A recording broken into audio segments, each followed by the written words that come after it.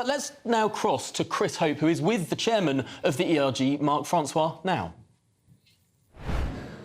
Yeah, Tom, Emily, I'm with Mark Francois, who's the chairman of the European Research Group of Tory MPs.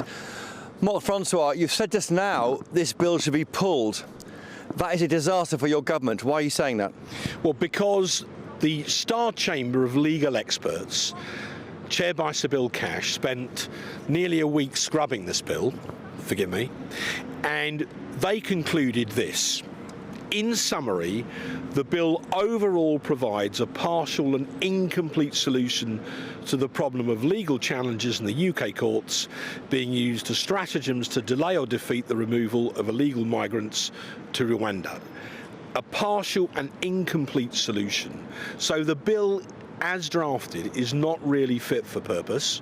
So the consensus of a meeting of 5 different backbench groups that I've just finished chairing was that the government, rather than plough on regardless, would be better to pull the bill and to come back with a better draft that doesn't have all these holes in it. But pulling the bill means a new treaty. A new treaty means delay, delay, delay. Is that what you want? It doesn't necessarily mean a new treaty, but it does mean a bill that uses language that wouldn't allow individuals to have endless appeals in the courts. The way, and the Star Chamber have given chapter and verse on this, and it's all now up on the Lawyers for Britain website. So any of your viewers, any citizen of the UK can read it for themselves. We've published it deliberately as a public service. This bill means that individuals can keep tying the government up in legal knots. That's why it needs to be redrafted. It says in the small print of your legal review today that you need very significant amendments which would change the character of the bill and is outside of the title's scope.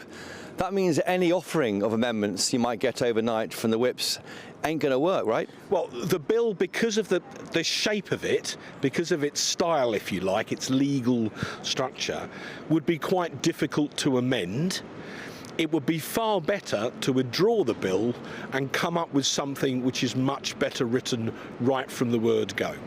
We told this to the whips. Are they aware of your feelings? Rishi Sunak is in the COVID inquiry. What would be your message to him right now? Well, I mean, the Prime Minister will be very busy with the COVID inquiry. We realise that. I'm sure the whips will... I was a whip once, Chopper. I'm sure the whips will have picked up on the outcome of that meeting. I should add, there's another meeting this evening at 6 p.m. of the New Conservatives, so they were at our meeting. They've issued an open invite to any of those 5 backbench groups to go to their meeting at 6 p.m. The additional thing I think to mention on their behalf is that Robert Jenrick, who resigned over this bill on a point of honour, he will be addressing that 6 o'clock meeting. There's a man behind us holding up a sign saying, talking about hell and Jesus saves in hell. Do you think there's a snowball housing chance of this measure getting through tomorrow in the Commons? I'm a politician, Chopper. I'm not a priest, so I'm not going to venture on questions of heaven or hell. This could be a confidence vote in the government now, couldn't it? If they can't get this through tomorrow, this government surely could call an election. I think now that the Star Chamber, who I think most people accept, know their business.